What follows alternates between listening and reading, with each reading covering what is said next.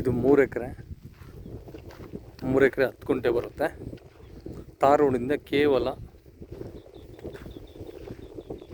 20 metre ಒಳಗಡೆ ಬಂದರೆ ಈ ಜಮೀನು.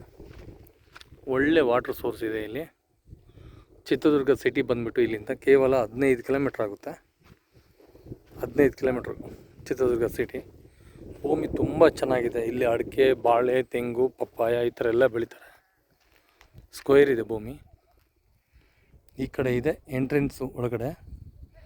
ಎಂಟ್ರೆನ್ಸ್ ಆದಮೇಲೆ ಈ ಥರ ಬರುತ್ತೆ. ಸ್ಕ್ವೇರ್ ಇದೆ 4 ಕಡೆಗೂ. ಭಾಳ ಚೆನ್ನಾಗಿದೆ ಭೂಮಿ. ಇಲ್ಲಿಂದ ನಮಗೆ ನ್ಯಾಷನಲ್ ಹೈವೇ ಕೇವಲ 6 ಕಿಲೋಮೀಟ್ರ್ ಆಗುತ್ತೆ. ಚಿತ್ರದುರ್ಗ ಟು ಬೆಂಗಳೂರು ಹೋಗುವಂಥ ಹೈವೇ. ಇಲ್ಲಿ ಪಕ್ಕದಲ್ಲಿ ನೋಡಿ ಎಷ್ಟು ನೀರಿದೆ. ಎಲ್ಲ ಈರುಳ್ಳಿ, ಹೂವು ಎಲ್ಲ ಬೆಳೆದಿದ್ದಾರೆ. ತುಂಬ ಚೆನ್ನಾಗಿದೆ ವ್ಯೂಸು.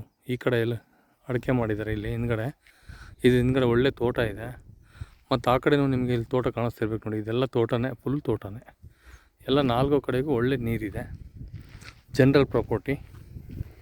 ಇದು 1 ಎಕರೆ ಬಂದುಬಿಟ್ಟು 22 ಲಕ್ಷ ಹೇಳ್ತಿದ್ದಾರೆ.